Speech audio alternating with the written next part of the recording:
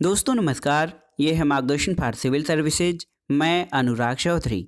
दोस्तों मार्गदर्शन सामान्य हिंदी के अंतर्गत आज की वीडियो में आप पढ़ेंगे अनेक शब्दों के लिए एक शब्द का दूसरा भाग, जिसमें हम परीक्षाओं की दृष्टि से महत्वपूर्ण प्रश्नों को कवर करेंगे। दोस्तों ये वीडियो आरओ यानी समीक्षा अधिकारी, सहायक समीक्षा अधिकारी, लोअर पीसीएस, यूपी पीसीएस मुख्य परीक्षा, अधीनस्थ सेवा चयन आयोग तथा अन्य परीक्षाओं के सामान्य हिंदी खंड के लिए बहुत ही उपयोगी है। तो आइए शुरू करते हैं आज का वीडियो। दोस्तों सबसे पहले हम जो वाक्य खंड या शब्द समूह देखेंगे वो है जिसे बाहरी जगत का ज्ञान न हो उसे एक शब्द में क्या कहेंगे। तो सही उत्तर है कूप मंडूक। दोस्तों जिसे बाहरी जगत का ज्ञान न हो उसके लिए एक शब्द कूप मंडूक का प्रयोग किया जाता है।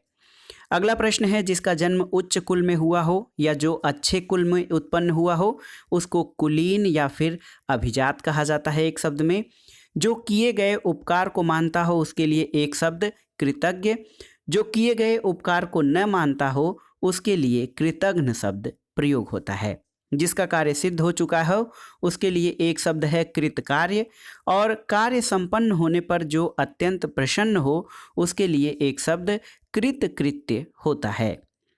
जो सब शास्त्र पढ़ चुका हो, दोस्तों ये बहुत ही महत्वपूर्ण है। जो सब शास्त्र पढ़ चुका हो कृतागम उसके लिए एक शब्द का प्रयोग होता है। और करने योग्य व न करने योग्य कर्म इसके लिए कृत्याकृत्य शब्द प्रयोग किया जाता है। कांटों से भरा हुआ यानी कंट का कीड़। और जिसके सिर पर बाल न उगे उसके लिए एक शब्द याद रखिएगा खलवाट। खलवाट यानी जिसके सिर पर बाल न उगे। जिसके घर बार न हो उसके लिए एक शब्द है दोस्तों खानाबदोश या बेघर बार। देखिए खानाबदोश या बेघर बार जिसके घर बार न हो। जो हमेशा खड्ग हाथ में लिए रहता हो उसके लिए खड्गहस्त एक शब्द है। और जो खाने योग्य है उसे खाद्य कहा जाता है। खेलने वाला खिलाड़ी होता है। और जो नभ में चलता हो उसके लिए खेचर शब्द प्रयुक्त होता है। जो नभ में चलता हो इसके लिए एक शब्द याद रखिए खेचर है। और गांडीव, गांडीव धनुष का नाम है दोस्तों। गांडीव को धारण करने वाला गांडीवधारी होता है। और जो इंद्रियों के ज्ञान से परे हो उसके लिए गोतीय या फिर इंद्रियातीत शब्द प्रयुक्त होता है। गृह बसाकर रहने वाले के लिए एक शब्द गृहस्थ है। और हाथी के समान मंद गति से चलने वाली स्त्री को गजगामिनी एक शब्द में कहा जाता है। गगन को चूमने वाला गगनचुंबी है। और गंगा का पुत्र दोस्तों इसके लिए एक शब्द गांगेय प्रयुक्त होता है। रात और संध्या के बीच की बेला इसको गोधूलि कहा जाता है। और देखिए ग्राम में रहने वाला अथवा ग्राम से संबद्ध इसके लिए एक शब्द है ग्रामीण। वह काव्य ग्रंथ जिसमें गाने योग्य गीत हों उसको गीत काव्य कहते हैं। और वह रूपक जिसमें गद्य कम और पद्य अधिक हों उसके लिए गीति रूपक एक शब्द है। जिसके अंग प्रत्यंग गल गए हों तो इसके लिए गलितांग शब्द होता है। और पंजाबी भाषा की लिपि दोस्तों ये गुरुमुखी लिपि कही जाती है। अगला है कि जो गाने योग्य हो उसके लिए एक शब्द है गेय। और गुरु की हत्या करने वाला मनुष्य उसके लिए गुरुघ्न शब्द एक शब्द प्रयुक्त होता है। स्वयं गुरु बनकर दूसरों से अपनी पूजा कराना, तो देखिए बहुत ही महत्वपूर्ण गुरुडम। स्वयं गुरु बनकर दूसरों से अपनी पूजा कराना गुरुडम शब्द है। बादल के समान श्याम यानी घन श्याम। और घास खोदकर जीवन निर्वाह करने वाले के लिए एक शब्द घसियारा है। जिसके सिर पर चंद्रकला हो उसके लिए चंद्रचूड़। या जिसके सिर पर चंद्रमा हो उसके लिए चंद्रशेखर। तो दोस्तों चंद्रचूड़ और चंद्रशेखर यानी जिसके सिर पर चंद्रकला हो चंद्रचूड़ होता है। और जिसके सिर पर चंद्रमा हो उसके लिए एक शब्द चंद्रशेखर है। अगला है जिस पर चिन्ह लगाया गया हो उसको चिन्हित कहते हैं। और जो चर्चा का विषय हो उसके लिए एक शब्द चर्चित है। जिसकी चार भुजाएं हो चतुर्भुज। और करने की इच्छा दोस्तों इसको क्या कहते हैं चिकीर्षा। और जो चार राहों के मिलने का स्थान तो उसे चौराहा कहा जाता है। अगला शब्द समूह है दोस्तों जहां अनेक प्रकार के पशु पक्षी रखे जाते हैं उसके लिए एक शब्द चिड़ियाघर होता है। चार वेदों को जानने वाला चतुर्वेदी है। जिसके 4 पद होते हैं उसके लिए एक शब्द चतुष्पद होता है दोस्तों। और जिसके पाण यानी जिसके हाथ में चक्र हो उसके लिए एक शब्द चक्रपाणी है। चक्र को धारण करने वाला चक्रधारी। और देखिए गद्य पद्य मिश्रित काव्य इसको क्या कहा जाता है, इसको चंपू कहा जाता है। ऐसी भाषा शैली या ऐसी जो साहित्य शैली जो गद्य पद्य मिश्रित काव्य के रूप में हो उसको चंपू कहते हैं। अगला है दोस्तों, जो दूसरों में केवल दोषों को ही देखता हो उसको छिद्रान्वेषी। और जिसका जन्म जल में हुआ हो जलज यानी कमल। और जो जन्म से अंधा हो उसके लिए एक शब्द है जन्मांध। इंद्रियों को जीतने वाला जितेंद्रिय। और जठर यानी पेट की अग्नि जो है वो जठराग्नि होती है। जान से मारने की इच्छा तो एक शब्द है जिघांसा। और जीतने की इच्छा दोस्तों ये होता है जिगीर्षा। अब देखिए जिगीसा होता है दोस्तों, जीतने की इस इच्छा जिगीसा। और जानने की इच्छा, यहाँ पर देखिए जिगीर्षा शब्द नहीं है, जिगीसा शब्द होता है जीतने की इच्छा। जानने की इच्छा को एक शब्द में जिज्ञासा कहते हैं। और अगला है दोस्तों, जो जल में चलने फिरने वाला हो उसके लिए जलचर शब्द प्रयुक्त होता है। जो जीना चाहता है जिजीविषु होता है। और जो जरायु यानी गर्भ की थैली से जन्म लेता है उसके लिए एक शब्द है जरायुज। जो जानना चाहता हो यानी जिज्ञासु। और जो यान जल में चलता है जलयान। जिंदा रहने या जीने की इच्छा जिजीविषा कहलाती है। अगला प्रश्न है दोस्तों, जिसके पास अपार धन संपत्ति हो उसके लिए एक शब्द है टकैत। और वह साधना जिसके द्वारा तत्व ज्ञान प्राप्त हो तत्वबोधिनी कहा जाता है। जिसका तेज नष्ट हो गया हो उसको तेजोहत या श्रीहत कहा जाता है। और वेग पूर्वक गमन करने वाला इसके लिए तुरंग। दोस्तों तुरंग जो है ये अश्व या घोड़ा का पर्यायवाची भी है। तुलना करने योग्य यानी तुलनीय। और जिसकी तुलना जो तुलना करने योग्य न हो अतुलनीय होता है। तैरने की इच्छा को दोस्तों तितिर्षा कहते हैं। और जो तर्क शास्त्र जानता हो उसके लिए तर्कशास्त्री एक शब्द होता है। वह पुत्र जो शास्त्र या विधि द्वारा अपनाया गया हो उसको दत्तक पुत्र कहते हैं। और जिसने अपने प्राण उत्सर्ग किए हों उसके लिए दत्त प्राण शब्द प्रयोग होता है। जिसे अभयदान या सहारा दिया गया हो तो उसके लिए दत्तहस्त शब्द है। और जिसे पकड़ना कठिन हो दुर्धर शब्द प्रयुक्त होता है। पहले या एक बार कही हुई बात फिर से कहना उसको द्विरुक्ति कहा जाता है दोस्तों एक शब्द में। जिसे कठिनाई से जाना जाए दुर्गेज्ञ। तो दुर्गेज्ञ दोस्तों जो है जिसे कठिनाई से जाना जा सके। दुर्गेय दुर्गेय दोस्तों जिसे कठिनाई से जाना जा सके। और जो देने योग्य है वो देय शब्द होता है। हिंदी भाषा की लिपि तो इसका नाम देवनागरी है। और दोस्तों दाव जंगल का पर्यायवाची होता है। दाव की अग्नि दावाग्नि कही जाती है। और अगला शब्द है जो कठिनाई से समझ में आता हो या जो शीघ्र समझ में न आए उसके लिए दुर्बोध। जो आसानी से समझ में आ जाए वो सुबोध है। और जो कठिनाई से समझ में आए उसके लिए दुर्बोध शब्द है। अगला वाक्य खंड है दोस्तों, जो मार्ग वह मार्ग जो चलने में कठिनाई पैदा करता हो या जहां पहुंचना कठिन हो इसके लिए एक शब्द दुर्गम का प्रयोग किया जाता है। दोनों पक्षों की भाषा समझने वाला दुभाषिया है।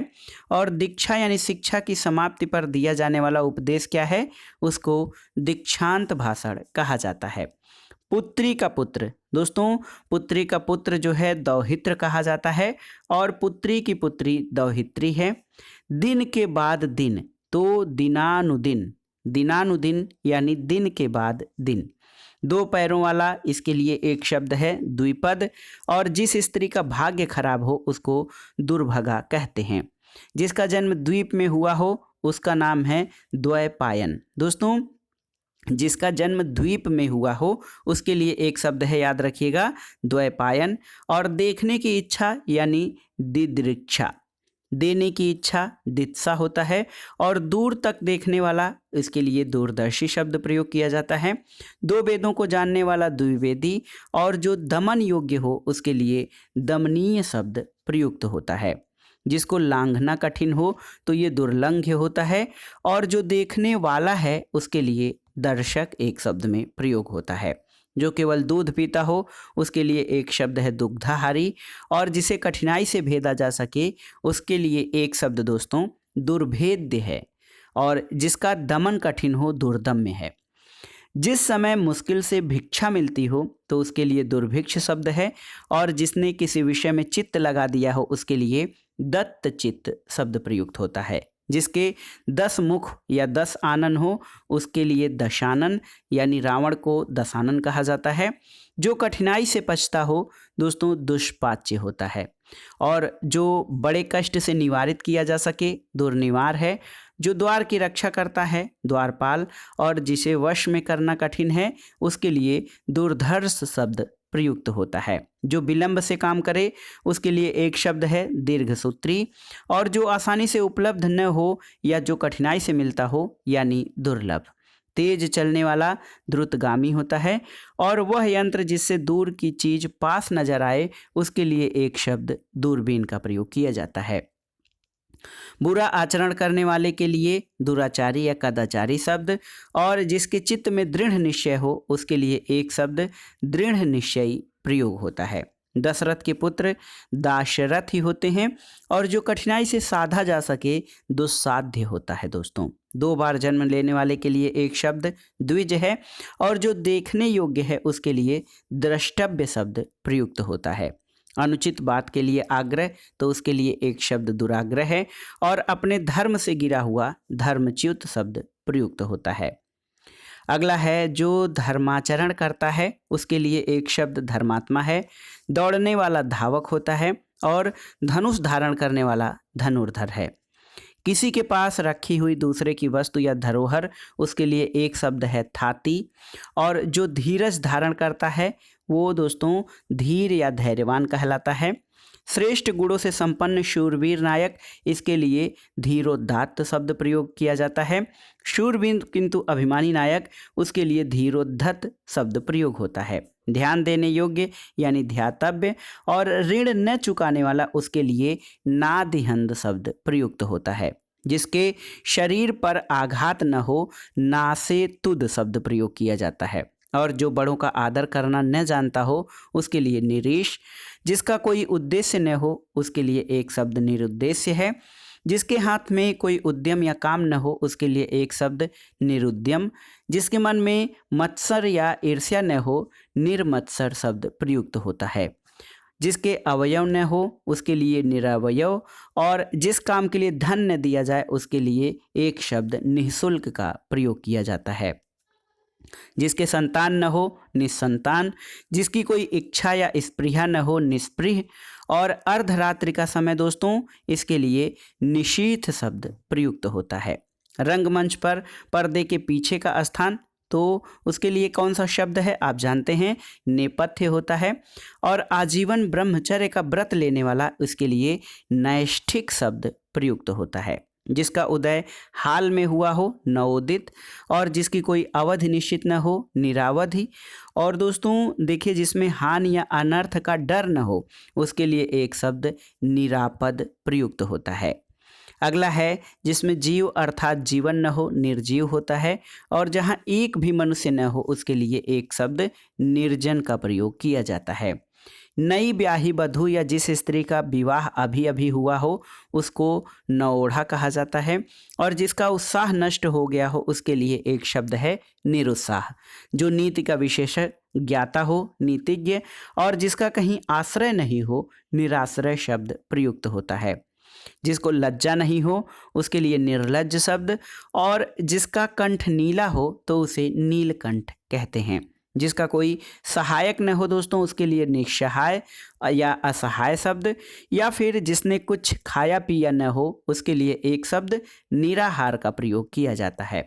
जो इंद्रिय रहित हो निरिंद्रिय। जिसमें कोई विवाद न हो उसके लिए एक शब्द निर्विवाद। जिसकी कोई कामना न हो उसके लिए एक शब्द निष्काम, और नगर में रहने वाला नागरिक। जो बिना किसी विरोध के चुना गया हो उसके लिए एक शब्द क्या है निर्विरोध। अगला शब्द है दोस्तों देखिए जो हमारा वाक्य खंड है जिसका कोई उपाय नहीं है निरुपाय। जिसका मूल नहीं है निर्मूल। जो मांस नहीं खाता है निरामिष। जो बहुत बड़ा नहीं है नाति दीर्घ। जो तुरंत जन्मा हो नवजात, जो बहुत छोटा नहीं है नाति लघु, जो नया आया हुआ हो तो नवागत या नवागंतुक, जो पढ़ना लिखना नहीं जानता हो उसके लिए एक शब्द निरक्षर, जो न्याय जानता हो उसके लिए न्यायविद, जो ईश्वर में विश्वास नहीं रखता नास्तिक, नीली है आभा जिसकी तो उसके लिए एक शब्द नीलाभ, और जिसका अर्थ न हो निरर्थक, जो नृत्य करता है नर्तक, और जो नष्ट होने वाला है उसके लिए एक शब्द दोस्तों नश्वर का प्रयोग किया जाता है। जो आकाश में विचरण करता हो उसके लिए नभचर, खेचर या फिर खग शब्द प्रयोग होता है। नदी से सींचा जाने वाला प्रदेश नदी मातृक कहलाता है। निद्रा पर विजय पाने वाला निद्राजयी, और जो तीनों गुणों यानी सत, रज और तम से परे हो उसके लिए निर्गुण या त्रिगुणातीत शब्द प्रयुक्त होता है। जिस स्थान पर अभिनेता अपना श्रृंगार करते हैं उसको नेपथ्य कहते हैं, और जिसके हृदय में दया नहीं है उसके लिए एक शब्द निर्दय है। जिसमें तेज नहीं है उसके लिए एक शब्द है निस्तेज, और जिसमें मल न हो निर्मल, जिसमें पाप नहीं हो निष्पाप, और पापों में डूबा हुआ के लिए एक शब्द दोस्तों पाप निमज्जित प्रयोग किया जाता है। जिसका बदला दिया जा चुका हो प्रतिकृत, और किसी को कोई काम करने के लिए उत्तेजित या विवश करना प्रतोद शब्द प्रयोग होता है। मनुष्य की साधारण या प्रकृत रूप से मृत्यु को क्या कहते हैं प्रमिति कहते हैं, और जो प्रमाणित किया जाने का हो या मापा जा सके उसके लिए प्रमेय या परिमेय शब्द प्रयोग किया जाता है। तो याद रखिए जो प्रमाणित किया जाने वाला हो या जो मापा जा सके तो उसके लिए जो प्रमाणित किया जाने वाला हो उसके लिए प्रमेय, और जो मापा जा सके उसके लिए परिमेय शब्द प्रयोग होता है। अगला है दोस्तों किसी काम या बात के होने के संबंध में पहले से की जाने वाली आशा या अनुमान उसको प्रवेक्षा कहते हैं, और पति को चुनने की इच्छा वाली कन्या पतिंबरा कही जाती है। उपाय या मार्ग बताने वाला पथ प्रदर्शक या मार्गदर्शक होता है, और पर पुरुष यानी दूसरे पुरुष से प्रेम करने वाली स्त्री को परकीया कहा जाता है। जो दूसरे का श्री सौभाग्य देखकर दुखी होता है पर श्री कातर, और जो इतिहास के पहले का है प्रागैतिहासिक। जो स्त्री प्रिय बोलती है उसके लिए एक शब्द प्रियंवदा, और जो किसी के बदले में बोलता या कुछ करता है उसको प्रतिनिधि कहते हैं। जो पीना चाहता है उसके लिए एक शब्द पिपासु है। जो पराये का हित चाहता है परार्थी या परमार्थी। जो उक्ति पुनः पुनः कही जाए पुनरुक्ति है, और जिसकी भुजाएं लंबी हों बाहुएं लंबी हों उसको प्रलंब बाहु या दीर्घ बाहु कहा जाता है। जो पिंड से जन्म लेता है पिंडज। जो पीने योग्य है पेय।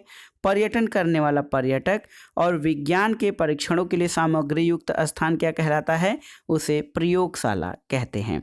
प्रजा द्वारा चलाया गया राज्य इसके लिए एक शब्द है प्रजातंत्र। प्रकृष्ट यानी बड़ा कॉलेज या विश्वविद्यालय का अध्यापक क्या कहलाता है प्राध्यापक। जो पृथ्वी से या भूमि से संबंध है उसके लिए पार्थिव शब्द प्रयोग किया जाता है, और विदेश में प्रवास करने वाला या रहने वाला प्रवासी है। पिता की हत्या करने वाला पितृघाती या पितृहंता कहा जाता है। पर्वत की पुत्री पार्वती हैं, और वह स्त्री जिसका पति परदेश गया हो प्रोषित पति का शब्द है। वह स्त्री जिसे पति ने त्याग दिया है इसके लिए परित्यक्ता शब्द प्रयोग किया जाता है। प्राण देने वाला या प्राण देने वाली, देखिए प्राण देने वाला प्राणद और प्राण देने वाली प्राणदा। आँखों के सामने यानी प्रत्यक्ष, आँखों से परे यानी अप्रत्यक्ष या परोक्ष। जिसमें प्रतिभा है उसके लिए एक शब्द प्रतिभावान। पूजा करने वाला पुजारी और पूजक होता है, और जो अभियोग का विरोध करता है उसके लिए प्रतिवादी शब्द है। जो लौट गया हो प्रत्यागत, और जो पूछने योग्य है उसके लिए एक शब्द होता है दोस्तों प्रष्ट्रव्य।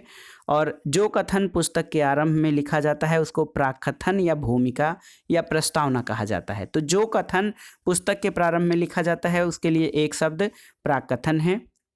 जो पंचाल देश की रहने वाली है पांचाली। जिसके आर पार देखा जा सके पारदर्शी।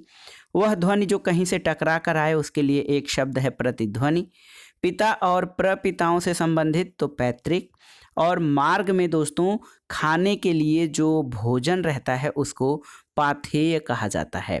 जो पहनने लायक हो परिधेय है और मनुष्य के पुरुषार्थ द्वारा रचा गया पौरुषेय एक शब्द प्रयोग होता है। जो गिरा हुआ हो पतित है, जो पर्दा में रहे पर्दा नशीन है, जो दूसरों के अधीन है पराधीन है, और जो प्रकृति से संबद्ध है उसके लिए एक शब्द प्राकृतिक है।